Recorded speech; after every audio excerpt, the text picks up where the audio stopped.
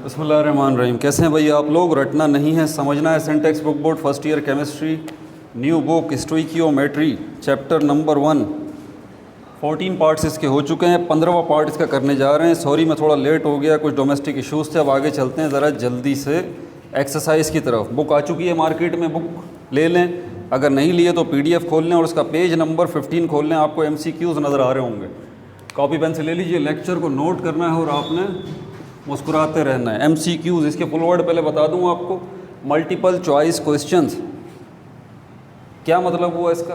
कसीर इंतखाबी सवालात। इसका मतलब आपके पास ये है कि आपके पास एक से ज़्यादा चॉइसेस मौजूद हैं और आप में से कोई एक चॉइस उसमें से करनी है। ठीक है भाई, आप फर्स्ट ईयर में ये मत भूलिएगा। उसके बाद इंटर और उसके बाद आपका एंट्री टेस्ट है और MCQs से ही आपको वास्ता पड़ेगा। बज़ाहिर बहुत आसान दिखने वाली चीज़, लेकिन बेहद मुश्किल। जिन बच्चों का कॉन्सेप्ट क्लियर है वो पढ़ेंगे MCQs को, समझेंगे उसमें क्या बात की गई है, उसके बाद ही वो टिक लगाएंगे। ठीक है, तो पहले की तरफ चलते हैं। पहले में क्या है हमारे पास? Choose the correct answer. पूरी लिख नहीं सकता प्रॉब्लम, जो भी मुझे यहाँ पे सवाल दिया गया आपको पता है, क्योंकि अगर मैं सिर्फ एक ही MCQ लिखने बैठ गया यहाँ पर तो आधा घंटा तो इसी में चला जाएगा। इसीलिए PDF खोल लीजिए या फिर जो है आप इसकी बुक खोल लीजिए। तो पहले में क्या कह रहा नज़र आ रहा होगा आपको? वो कह रहा है if the volume occupied by oxygen gas at STP is 44.8 cubic decimeter, the number of molecules of oxygen in the vessels are। ये मेरी नसीहत है आपको हमेशा कि आपको डेटा अच्छा बनाना आता है तो आपको कोई प्रॉब्लम नहीं होने वाली। तो डेटा बना लिया करें छोटा सा, चाहे MCQ हो या प्रॉब्लम हो या इसी तरह के कोई टेक्निकल क्वेश्चन हो। टू द पॉइंट आपको समझ आ जाता है कि भाई ये उसने दिया हुआ है और ये हमें करना है। वो बोल रहा है if the volume occupied by oxygen gas, oxygen gas है, उसने वॉल्यूम जो ऑक्यूपाई किया हुआ है STP के ऊपर, स्टैंडर्ड टेम्परेचर एंड प्रेशर के ऊपर, वो 44.8 क्यूबिक डेसीमीटर है। ठीक है, तो हमारे पास वॉल्यूम आ गया, वॉल्यूम ऑफ ऑक्सीजन। ये मत भूलिएगा, गैस की जब भी बात की जाए तो आंखें खोल के उसको देख लेना है कि यहाँ पर STP का जिक्र वो कर रहा है या नहीं कर रहा। अगर STP कहीं नहीं लिखा हुआ तो आपके लिए बड़ी टेंशन वाली बात है, ये मैं आपको पहले बता दूँ। STP को लाजमी ढूंढ लीजिएगा, इसीलिए जब भी गैस की बात होगी वो STP लाजमी बोलेगा। तो यहाँ पर STP का उसने बताया, STP के ऊपर ऑक्सीजन गैस का वॉल्यूम जो है वो 44.8 क्यूबिक डेसीमीटर है। ठीक है भाई, आगे पूछ क्या रहा है आपसे? मॉलिक्यूल्स की तादाद पूछ रहा है, number of molecules, number of molecules पूछ रहा है आपसे। ये बता दीजिए। अब इसने 4 चॉइसेस दी हैं। उन चॉइसेस की तरफ जाने से पहले आप इसको पहले ख़ुद सॉल्व कर लीजिए, तभी आपको समझ में आएगा कि ये बोल क्या रहा है। अच्छा, यहाँ पर हम चलते हैं। अभी ये हमारे पास हो गया volume 44.8 cubic decimetre, number of molecules हमें उसने पूछे। अब हमारे जहन में क्या आएगा? हमारे पास मेथड क्या है? हमारे पास 3 मेथड है, पहले ही मैंने आपको बता दिया। एक तो फार्मूला, आप रेलेवेंट फार्मूला जो भी है वो आपके जहन में फ़ौरन क्लिक करना चाहिए कि यार इसका फार्मूला रेलेवेंट है कौन सा, जो कि हमें नंबर ऑफ़ मॉलिक्यूल्स वाला मसला हल करता है। दूसरा आपके पास जो तरीका है वो आपके पास यूनिटरी मेथड है, आप यूनिटरी मेथड को इस्तेमाल कीजिए। तीसरा जो आपके पास तरीका है वो है आपका इक्वेशन की मदद से मसले को हल करना। तो इसमें केमिकल इक्वेशन तो आपको दी नहीं दी, तो इसलिए तीसरा जो मेथड है उसको तो कट कर दें। अब या तो ये फार्मूले की मदद से हल होगा या फिर ये यूनिटरी मेथड की मदद से, या दोनों से हल हो सकता है। ठीक है भाई, तो यहाँ पर नंबर ऑफ़ मॉलिक्यूल्स वाला हमारे पास फार्मूला देख लेते हैं पहले। ये वाला नंबर ऑफ़ पार्टिकल्स, ये जनरल फार्मूला है। एवोगैड्रस नंबर को आपने मल्टीप्लाई कर देना है मोल्स के साथ। एवोगैड्रस नंबर को आपने मल्टीप्लाई कर देना है ज़रा मोल्स के साथ। इसका मतलब ये हुआ कि अगर आपके पास एवोगैड्रस नंबर है वो फिक्स्ड वैल्यू है इसकी 6.02 × 10⁻23। पिछली वीडियोस के अंदर हम देख चुके हैं, इसमें कोई भी टेंशन वाली बात नहीं है। तो ये तो आपको याद करनी पड़ेगी, ये इसकी वैल्यू गिवन नहीं देगा वो आपको कभी। अब चलते हैं मोल्स। अगर आपके पास मोल्स मौजूद हैं, एवोगैड्रस नंबर आपको पता है तो मल्टीप्लाई कर दीजिए, आपको नंबर ऑफ़ पार्टिकल्स यानी कि पार्टिकल्स की तादाद का पता चल जाएगा, मसला हल हो जाएगा आपका। अब ज़रा डेटा को देखें, यहाँ पर हमारे पास मोल कहीं नज़र आ रहे हैं, आपको कहीं नहीं है। पूछ क्या रहा है हमसे? Number of molecule. ये पहले ही बता चुका हूँ, जिस तरह पूरी दुनिया में बसने वाले जितने भी दो पैरों पर चलने वाली मखलूक है हम उसको इंसान कहते हैं। ये कॉमन नेम है सबका, चाहे वो अफ्रीका का हो, यूरोप का हो, अमेरिका का हो, एशिया का हो, कहीं का भी हो, एक तो सबका कॉमन नेम है, भले कोई भी उसका मज़हब हो, कोई भी उसकी नस्ल हो, इंसान तो सारे हैं, ये बात तो तय है। बिल्कुल इसी तरह ये पार्टिकल का वर्ड जब भी आए तो ये पार्टिकल का वर्ड, एटम को भी पार्टिकल कहते हैं, मॉलिक्यूल को भी पार्टिकल कहते हैं, इलेक्ट्रॉन, प्रोटॉन, न्यूट्रॉन को भी पार्टिकल कहते हैं, पॉजिट्रॉन को भी पार्टिकल कहते हैं, न्यूट्रिनो को भी पार्टिकल कहते हैं, हाइड्रॉन्स को भी पार्टिकल कहते हैं, क्वार्क्स को भी पार्टिकल कहते हैं, ग्लूऑन्स को भी पार्टिकल कहते हैं, फोटॉन को भी पार्टिकल कहते हैं। तो ये पार्टिकल एक वर्ड जो है वो इतनी दुनिया को कवर कर रहा है। मॉलिक्यूल को भी पार्टिकल कहते हैं। तो यहाँ पर अगर एटम्स की तादाद पूछी जाए तब भी आप ये फार्मूला लगाएंगे, मॉलिक्यूल्स की तादाद पूछी जाए तब भी, इलेक्ट्रॉन, प्रोटॉन, न्यूट्रॉन की तादाद पूछी जाए तब भी यही फार्मूला आप लगाएंगे। इसमें थोड़ा सा रद्दोबदल होगा, हमारी ज़रूरत के मुताबिक ये हो जाएगा, पार्टिकल्स की जगह पर नंबर ऑफ मॉलिक्यूल्स किसके बराबर है, Avogadro's number 6.02 × 10⁻23 multiply by mole. ये हमारे पास नहीं है, ये होगा तो इसकी वैल्यू पुट होगी, मल्टीप्लाई होगा और मसला हल हो जाएगा। फिर हम चेक करेंगे हमारे MCQs में किससे ये मैच कर रहा है। वॉल्यूम ऑफ ऑक्सीजन उसने हमें दिया हुआ है, ये बात ज़रा ध्यान से मेरी समझिएगा, उसने हमें वॉल्यूम दिया हुआ है किसका, ऑक्सीजन गैस का। अब ये मोल्स हम कहाँ से फाइंड आउट कर सकते हैं? आपको पता है मैटर की 3 स्टेट्स हैं, सॉलिड, लिक्विड और गैस। 3 के अलावा 2 स्टेट्स और हैं, ठीक है, बोस-आइंस्टाइन, कंडेंसेट और प्लाज्मा। तो ये टोटल 5 स्टेट बनती हैं। बहरहाल आपके कैलिबर पे अभी सिर्फ 3 ही स्टेट हैं। जब सॉलिड और लिक्विड की बात आए ना, उसके मोल्स की बात आए तो उसका फॉर्मूला अलग है, बड़ा आसान सा है ये वाला फॉर्मूला। नंबर ऑफ मोल्स बराबर हैं mass in gram divided by molar mass. ये मेरी नसीहत आप याद रख लीजिएगा, गड़बड़ नहीं करनी है। सॉलिड और लिक्विड की बात हो रही हो तो आपके लिए ये फार्मूला मौजूद है, ये आपको मोल्स निकाल के देगा फार्मूला। क्लियर हो गई ये बात? आगे चलते हैं, एक और फार्मूला है नंबर ऑफ मोल्स का ही, ये फार्मूला भी आपको मोल्स ही निकाल के देगा, लेकिन कब? जब आप गैस की बात कर रहे हो, जब आपके पास क्या हो, गैस हो। तो ज़रा ध्यान से रखिएगा, जब सॉलिड और लिक्विड की बात हो रही हो कोई टेंशन की बात नहीं है, जब गैसेस की बात हो रही हो तो अलर्ट हो जाइए और ये देख लीजिए कि STP गिवन है या नहीं है, standard temperature and pressure given है या नहीं है, वो लाजमी होना चाहिए, तभी ये सारी चीज़ें चलेंगी। अब ये दूसरा जो फार्मूला है ये प्योरली गैस से रिलेटेड है, नंबर ऑफ मॉलिक्यूल्स। यहाँ पर हमारे पास जो है वो वॉल्यूम, गिवन वॉल्यूम आ जाएगा, गिवन वॉल्यूम डिवाइडेड बाय यहाँ पर आएगा मोलर वॉल्यूम, मोलर वॉल्यूम। दोनों फार्मूले आपको मोल ही बता रहे हैं, लेकिन पहला फार्मूला मैं बता चुका हूँ कि सॉलिड हो या लिक्विड हो आपको तब तो ये चलेगा, वरना गैस के लिए ये सही नहीं है, क्योंकि गैसेस का होता है वॉल्यूम, गैसेस के लिए ये फार्मूला है। अब इसमें क्या करना है, गिवन वॉल्यूम आपने यहाँ वैल्यू पुट कर देनी है। जो लंबी सी लकीर नज़र आ रही है आपको, ये डिवाइड का निशान है, तो यहाँ पर मैं इसको इक्वल करके थोड़ा और आगे चला लेता हूँ। गिवन वॉल्यूम आपके पास कितना है, 44.8 यहाँ पर लिख दिया।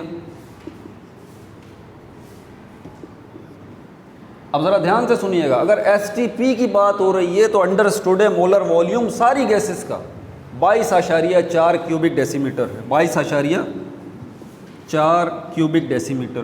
क्लियर हो गई ये बात? कोई टेंशन नहीं। अगर बात समझ में नहीं आ रही तो वीडियो को बैक करें और दोबारा मेरी बात ध्यान से सुनें, ठीक है? तब क्या करेंगे, 44.8 को डिवाइड कर देंगे 22.4 पे। वैसे मैं आपको बता देता हूँ इसका 2 जवाब आएगा, लेकिन आपकी सहूलत के लिए 44.8 डिवाइडेड बाय 22.4, 2 इसका जवाब आ रहा है। आपको मोल्स की तादाद पता चल गई, आपको मोल्स की तादाद पता चल गई। इसका मतलब क्या हुआ है? इसका मतलब ये हुआ है कि ये जो ऑक्सीजन का वॉल्यूम है STP के ऊपर 44.8, ये कितने मोल के बराबर है? ये 2 मोल के बराबर है। क्लियर हो गई ये बात? आपको क्या चाहिए? आपको मोल चाहिए यहाँ रखने के लिए। क्यों चाहिए? क्योंकि आपको नंबर ऑफ मॉलिक्यूल्स ऑक्सीजन के फाइंड आउट करना है, ठीक है? तो इस 2 को अब हम यहाँ रख देते हैं। अब यहाँ पर एक नंबर है साइंटिफिक नोटेशन, दूसरा है ऑर्डिनरी नंबर। यहाँ पर बच्चे थोड़ा सा कंफ्यूज हो जाते हैं, परेशान होने की ज़रूरत नहीं है। मल्टीप्लिकेशन में कोई टेंशन नहीं है, साइंटिफिक नोटेशन को ऑर्डिनरी नंबर के साथ मल्टीप्लाई करने में कोई टेंशन नहीं। ये देख लीजिए, ये जो 6.02 है ये और ये मल्टीप्लाई से पहले वाला जो भी नंबर लिखा हुआ है ना, आप उसको दूसरे ऑर्डिनरी नंबर के साथ मल्टीप्लाई कर दें आसान कैलकुलेटर से। इसको नेगलेक्ट करें, 10⁻³ को नेगलेक्ट कर दें। तो 6.02 को अगर मैं मल्टीप्लाई करता हूँ 2 से तो इसका जवाब क्या आएगा? थोड़ा सा मेंटल कैलकुलेशन करने की कोशिश किया करें, ठीक है। कैलकुलेटर के पीछे नहीं भागें। एंट्री टेस्ट में बैठेंगे वहाँ तो कैलकुलेटर नहीं होगा ना, फिर क्या करेंगे? आपकी पावर ऑफ इंट्यूशन बड़ा मैटर करती है, समझ में आ रही है बात? आपकी कॉम्प्रिहेंशन पावर बड़ा मैटर करती है। 6.02 है, आशारिया परेशान कर रहा है भाई, 6 तो परेशान नहीं कर रहा, 6 को 2 से तरफ दे दें, क्या जवाब आएगा? बच्चे से पूछेंगे वो भी बताएगा, 12 आ जाएगा। अब 0.2 ही आपको डिस्टर्ब कर रहा है ना। MCQs को जब हम सॉल्व करते हैं, आपको पता है आपकी नॉलेज से ज़्यादा आपका आइडिया बड़ा मैटर करता है। आपका आइडिया बड़ा मैटर करता है। जब आपके पास चॉइसेस होंगी ना, आपको टाइम बचाना है ना, एक एक सेकंड बड़ा कीमती है एंट्री टेस्ट में जब बैठे होंगे। तो जब आपने इसको नेगलेक्ट कर दिया ना पॉइंट को, और इसको इससे मल्टीप्लाई कर दिया, 12 आ गया, आप श्योर हैं कि ये मॉलिक्यूल्स की तादाद है। चॉइसेस में देखें, कहीं ना कहीं 12 वाला ऑप्शन आपको लाजमी नज़र आ रहा होगा। और अभी भी देख लें, यहाँ पर आपको शायद नज़र आ रहा है, देखें ABCD। आपके पास A जो है वो 3.01 × 10⁻23 है, B जो है 6.02 × 10⁻23 है, C जो है वो 12.04 है। आगे तो होल नंबर आपको देखें मैच कर गया, 6 × 2 12। क्लियर हो गई बात? अब यहाँ पर अब रह गया इसका मसला। साइंटिफिक नोटेशन की कोई टेंशन लेनी ही नहीं, जो भी जवाब आता है इसको मल्टीप्लाई करने पे इनटू करके आप साइंटिफिक नोटेशन ये 10⁻⁴ लिख दीजिए, वेरी सिंपल। तो 6.02 को जब आप 2 से मल्टीप्लाई करेंगे तो इसका जवाब आपके पास आएगा 12.04। 12.04। अब इनटू लगाइए और ये जो साइंटिफिक नोटेशन है ये एज इट इज़ लिख दीजिए 10⁻23। मसला हल हो गया आपका, ये रहा। तो किस पे टिक लगाएंगे अब आप? ये जो आपका C है, क्या है ये आपका C है, C पे टिक लगा दीजिए। ठीक है भाई, आगे बढ़ते हैं, काम बहुत ज़्यादा है हमारे पास और टाइम थोड़ा है। सेकंड MCQs की तरफ आ जाइए। मैं पढ़ रहा हूँ, आप भी पढ़िए, PDF खोल लें या बुक खोल लें। The number of carbon atoms in 1 mole of sugar, ये है थोड़ा सा ट्विस्ट है इसके अंदर, थोड़ा सा ज़रा समझिएगा इस बात को। The number of carbon atoms in 1 mole of sugar, 1 मोल आपके पास शुगर का मौजूद है, उसमें आपसे कार्बन एटम्स की तादाद पूछी जा रही है। अब यहाँ पर शुगर की जब हम बात करते हैं ना, तो बायो के स्टूडेंट्स को पता होना चाहिए sugar is a name of a group, किसी एक चीज़ का नाम नहीं है। जब आपसे बोला जाए कि शुगर ले आइए तो डेफिनेटली आपको पूछना चाहिए which type of sugar. Maltose is a sugar, sucrose is a sugar, glucose is a sugar, lactose is a sugar. इस सारी शुगर की मुख्तलिफ टाइप्स हैं भाई। तो यहाँ पर देख लीजिए, ये जो आपके पास है, मुझे जहाँ तक याद पड़ रहा है इसके फॉर्मूले को देखते हुए, ये सक्रोज कहलाता है। ये घर में जो चीनी इस्तेमाल करते हैं ना हम, ये बेसिकली ये है, शुगर की वो टाइप है। C12H22O11। क्लियर हो गई बात? इस आपके पास क्या है, अब मैं ज़रा इसको मिटाऊं, जगह बनाते हैं।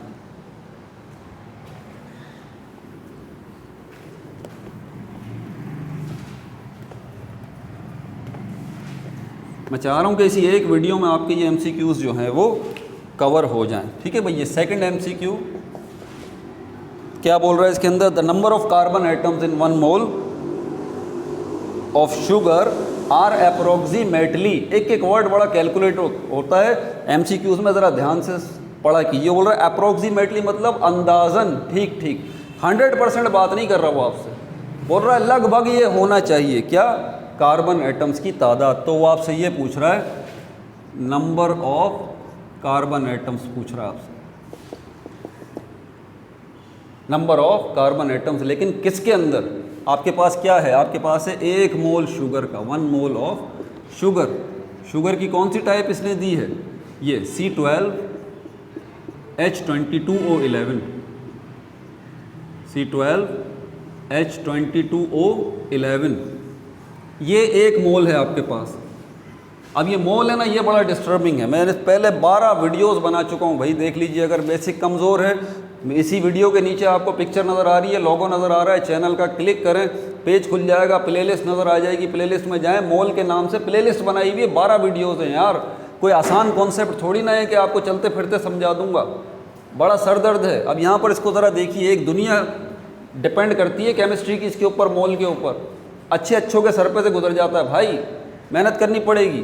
अब यहाँ पर 1 मोल है शुगर का, अब इसको आपको क्या समझ में आ रहा है आपको? उसने शुगर का आपको 1 मोल दिया है, आप लेबॉर्ट्री में बैठे हैं, आपको जो है ना आपका सीनियर बोलता है कि भाई आपकी जॉब हो गई है केमिस्ट्री की लैब के अंदर, आपका सीनियर आपको बोलता है जाओ 2 मोल पानी के ले आओ। अब आप क्या करेंगे?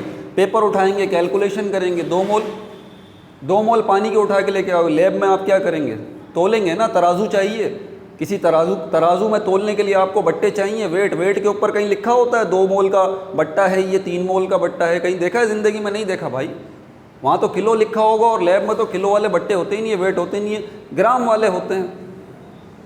तो आपको आपका सीनियर बोल रहा है कि 2 मोल पानी के ले आओ, क्या करेंगे? अगर तो ले आए तो आपकी नौकरी पक्की, वरना फिर आपको अल्लाह हाफ़िज़, जाइए भाई। भाई आसान सी बात है, you need to convert it, आपको कन्वर्ट करना पड़ेगा। 2 मोल पानी के बोले हैं तो आपको पता होना चाहिए कि 2 मोल कैसे निकालेंगे। आप गए, वो फिज़िकल बैलेंस पड़ा है, तराजू पड़ा है, ठीक है, वैसे पानी है वो तो लिक्विड है, हम उसको लीटर में लेते हैं, उसके अलग टूल्स हैं, लेकिन यहाँ पर फिज़िकल बैलेंस से अगर तोलना हो तो 2 मोल पानी कितना लाएंगे आप? कितना लाएंगे आप? इसके लिए सबसे पहली चीज़ आपको पता होना चाहिए केमिकल फार्मूला पानी का, ये रहा H2O। फिर आपको पता होना चाहिए केमिकल फार्मूले के बाद स्टेप नंबर 2 इसका मोलर मास। मोलर मास आपको निकालना आना चाहिए। वो निकालने के लिए आपको एटॉमिक मासेस आने चाहिए। हाइड्रोजन के 2 एटम है, ऑक्सीजन का 1 एटम है, कितना एटॉमिक मास हाइड्रोजन का कितना है? 1। दूसरे हाइड्रोजन का एटॉमिक मास कितना है? 1। एक ऑक्सीजन का एटम है, कितना हो गया ये? 16। कितना बन गया? 18। स्टेप क्या बताए थे? दोबारा रिकॉल करना। उसने बोला 2 मोल पानी के ले आइए। आपको पता है पानी का केमिकल फार्मूला H2O, और उसके बाद आपने क्या निकाल लिया? मोलर मास 18 ग्राम। अब आपके लिए सहूलत हो गई। क्यों? क्योंकि आपके पास मोल वाले वेट तो नहीं है तराजू में, लेकिन आपके पास ग्राम वाले वेट जो हैं वो बिल्कुल हैं। आप क्या करेंगे? अब आपको पता होना चाहिए जितना मोलर मास का जवाब आपके पास आता है किसी भी चीज़ का, ये 1 मोल के बराबर है, 1 मोल। अब आपसे पूछा जाए 1 मोल पानी ले आइए, तो आपको पता है कि असल में 1 मोल पानी कितने ग्राम के बराबर है? 18 ग्राम के बराबर है। बड़ी सहूलत हो गई आपको। अब आप समझ गए कि 1 मोल पानी जो है 18 ग्राम के बराबर है, तो 2 मोल अगर बोले हैं तो 18 का दुगना करके 36 कर लें, 36 ग्राम। आसानी से आपने जो है वो फिज़िकल बैलेंस में एक तरफ पानी डाला, दूसरी तरफ 36 ग्राम के वेट्स रखे, तोला और लाके दे दिया आपने इंचार्ज को, ये लें भाई 2 मोल पानी। ये मिसालें जो मैं देता हूँ ना, ये मिसालें छोटी छोटी, इनको रट लें, याद कर लें अच्छे तरीके से, ज़हन नशीन कर लें। अब ज़रा यहाँ पर आ जाइए। उसने बोला 1 मोल है आपके पास शुगर का, यहाँ पर 1 मोल जो है वो कितना था? 18 ग्राम का था। अगर यहाँ पर सोडियम क्लोराइड होता तो उसका 1 मोल कितने ग्राम के बराबर होता? NaCl 23 + 35.5 कितना बन गया? 58.5। 1 मोल जो है वो 58.5 ग्राम के बराबर है, किसका? सोडियम क्लोराइड का। इसका 1 मोल कितने ग्राम के बराबर होगा? आप देख लीजिए यहाँ पर कितने एटम है कार्बन के? 12। हाइड्रोजन के कितने एटम हैं? 22। ऑक्सीजन के कितने एटम हैं? 11। तो इस सब का अगर आप टोटल मास निकालेंगे तो ये बनेगा 342 ग्राम। 342 ग्राम। समझ में आ रही है बात? तो 1 मोल शुगर का 342 ग्राम के बराबर है। लेकिन ये हमारा टॉपिक नहीं है, ये नहीं है हमारा टॉपिक, लेकिन इसको समझाना ज़रूरी था, तभी जो है ना आपकी ये बंद खोपड़ी थोड़ी सी खुलती, आपको फिर रिकॉल होता कि हाँ यार ये बोल क्या रहा है। अब ज़रा ध्यान से सुन लीजिएगा। क्या उसने आपसे शुगर के मॉलिक्यूल्स का पूछा है? उनकी तादाद बताइए। वो तो नहीं पूछा। ये क्या है? मॉलिक्यूल है ना। मॉलिक्यूल किसको कहते हैं? Group of atoms.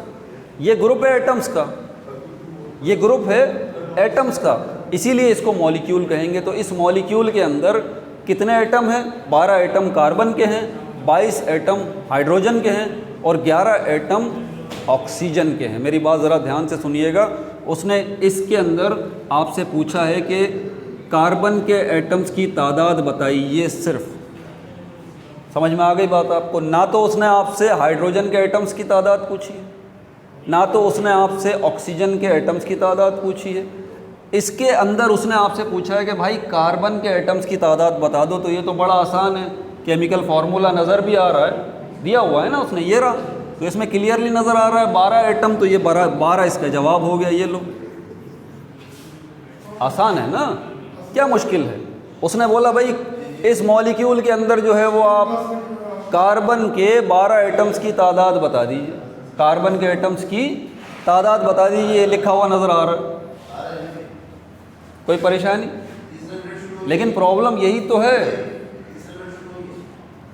यही तो प्रॉब्लम है कि वो आपसे ये नहीं बोल रहा कि इस मॉलिक्यूल के अंदर कार्बन के एटम्स की तादाद कितनी है, नहीं, ये नहीं पूछ रहा आपसे, ये सवाल ही नहीं है उसका। उसका सवाल ये है कि एक मोल के अंदर जितने ग्लूकोज के मॉलिक्यूल हैं, एक मोल के अंदर जितने ग्लूकोज के मॉलिक्यूल हैं, उन सारे मॉलिक्यूल्स के अंदर जितने कार्बन के एटम्स हैं उनकी तादाद बता दीजिए, उनकी तादाद बता दीजिए। एक मॉलिक्यूल का नहीं बोला कि एक मॉलिक्यूल के अंदर कार्बन के कितने एटम हैं उनकी तादाद बता दीजिए, नहीं, उसने ये नहीं बोला।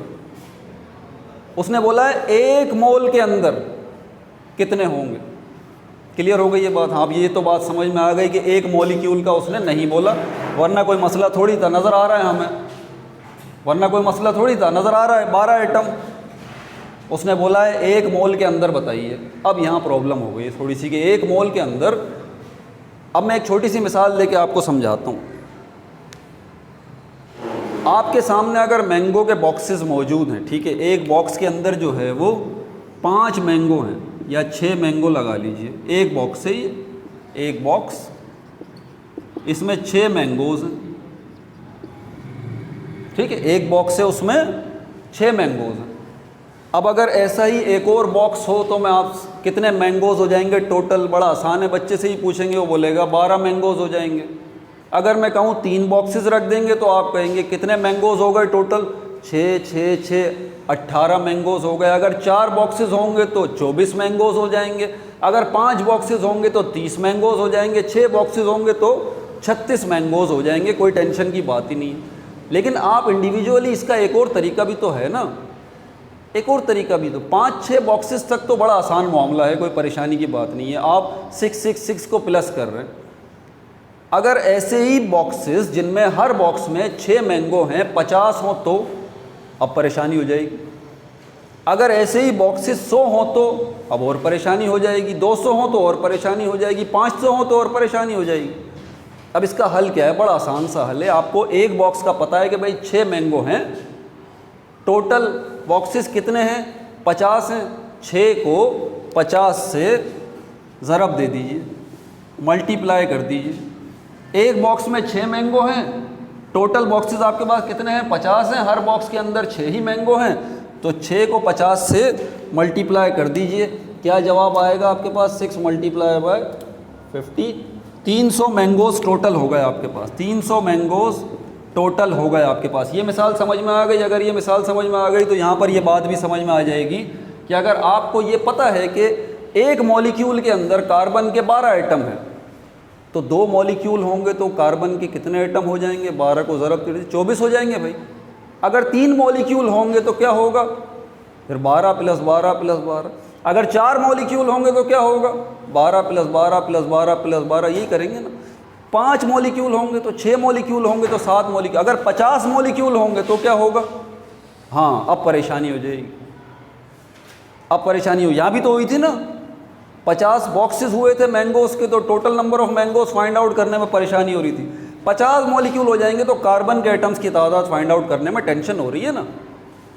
अब यहाँ चलते हैं कि अगर आपको एक मॉलिक्यूल का पता है कि उसमें 12 हैं, 12 कार्बन के एटम्स हैं, 12 कार्बन के एटम्स हैं, तो ऐसे 50 अगर मॉलिक्यूल होंगे तो भाई 50 से ज़रब दे दीजिए, बड़ा आसान हो गया, ज़िंदगी आसान हो गई। 12 को ज़रब दे दीजिए 50 से, आपको 50 मॉलिक्यूल के अंदर पता लग जाएगा कि कार्बन के एटम्स की तादाद कितनी है। अब यहाँ पर हमें वो तादाद नहीं दे रहा मॉलिक्यूल्स की, प्रॉब्लम ये है, उसने तादाद थोड़ी ना दी मॉलिक्यूल्स की। उसने हमें बोला है 1 मोल शुगर के अंदर कितने कार्बन एटम्स की तादाद है वो बता दीजिए। अब हमें पता होना चाहिए ये बात कि 1 मोल के अंदर शुगर के मॉलिक्यूल्स की तादाद फिक्स्ड है, अमीडो एवोगैड्रो ने कैलकुलेट करके बता दी है 6.02 इंटू 10⁻23, ये 6.02 इंटू 10⁻23। तो अगर आपसे बोला जा रहा है कि 1 मोल शुगर, तो इसको दूसरे लफ्ज़ों में क्या बताया जा रहा है कि 6.02 इंटू 10⁻23 मॉलिक्यूल्स ऑफ शुगर। बात समझ आई? 6.02 इंटू 10⁻23 मॉलिक्यूल्स ऑफ शुगर, ये शुगर के मॉलिक्यूल्स की तादाद आपको पता चल गई। और एक मॉलिक्यूल के अंदर कार्बन के एटम कितने? 12। तो बड़ी आसान हो गया भाई, ज़िंदगी आसान हो गई। अब 12 को मल्टीप्लाई कर दें आप इस तादाद के साथ। रिकॉल करें हमने यहाँ क्या किया था, तो टोटल मैंगोस जानना चाह रहे थे ना, नंबर ऑफ बॉक्सेस के साथ मल्टीप्लाई किया था। यहाँ पर भी यही कर रहे थे ना, एक मॉलिक्यूल के अंदर 12 एटम है, 2 मॉलिक्यूल के अंदर 24 एटम होंगे कार्बन के, 3 मॉलिक्यूल के अंदर फिर 12 को और जमा कर दें, 4 मॉलिक्यूल के अंदर फिर 12 को और करें, 36 और 48 हो जाएंगे। तो भाई ये भी तो मॉलिक्यूल की तादाद ही तो है, 6.02 इंटू 10⁻23 मॉलिक्यूल्स यार, यही तो है। एक मॉलिक्यूल के अंदर 12 अगर कार्बन है तो ज़रब कर दीजिए इसको 6.02 इंटू 10⁻23 से, क्योंकि उसने बोला है हमसे कि एक मॉलिक्यूल के अंदर बताइए, एक मॉलिक्यूल के अंदर कार्बन एटम्स की तादाद बताइए। एक मोल के अंदर कार्बन एटम्स की तादाद बताइए। तो यहाँ पर एक मॉलिक्यूल में कितने कार्बन के एटम है? 12। कितने टोटल मॉलिक्यूल हैं? 6.02 इंटू 10⁻23। बस मल्टीप्लाई कर दें, आपको कार्बन एटम्स की तादाद पता चल जाएगी। कैसे? फिर वही दोबारा साइंटिफिक नोटेशन है, डिस्टर्ब करेगा ना आपको। आगे देखते हैं, यहाँ पर चॉइसेस में देखें आपके पास क्या है।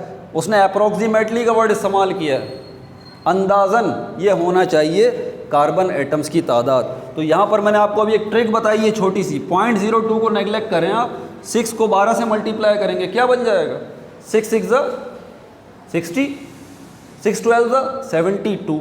बस अब इसके आगे कोई ना कोई नंबर होगा, वो पॉइंट में होगा, मेन चीज़ नहीं। चॉइसेस आपको देखनी है, 72 जहाँ जिस चॉइस में आपको नज़र आ रहा है समझ जाइए, वही आपका जवाब है। देखें कितनी आसानी हो गई। अब इसके साथ ये तो आएगा ही आएगा, इंटू 10⁻23 ये तो आएगा ही आएगा। मैंने बताया मल्टीप्लाई करने में कोई टेंशन नहीं है, इसको उठा के ऐसे ही रख दें जो ये पावर वाली पोजीशन है। क्लियर हो गई बात? अब चॉइसेस देख लें आप, आपको ये जहाँ नज़र आए बस वही आपका जवाब है बिल्कुल। तो यहाँ पर हमें नज़र आ रहा है, ए में देखें 6 इंटू 10⁻23, नहीं ये नहीं हो सकता। बी देखें 24 इंटू 10⁻23, ये भी नहीं हो सकता। सी देखें 60 इंटू 10⁻23, ये भी नहीं हो सकता। डी देखें 72 इंटू 10⁻23, उसने अप्रोक्सीमेटली का वर्ड इस्तेमाल किया। एग्जैक्टली ये जो डी ऑप्शन है यही आपका जवाब। बात अगर समझ में नहीं आई आपके, ठीक है, तो दोबारा वीडियो देखें। इतनी आसानी से केमिस्ट्री अगर समझ में आने लग जाती तो हर कोई जो है ना केमिस्ट बना घूम रहा होता भाई। दोबारा वीडियो देखें फिर आपको समझ में आ जाएगी। यहाँ पर हम इसको क्लोज़ करते हैं। 2 ही MCQ सिर्फ हम आज कर पाए हैं, इसको हम कंटिन्यू करेंगे इंशाल्लाह। अपना बहुत ज़्यादा ख्याल रखिएगा। No like no subscribe, only share.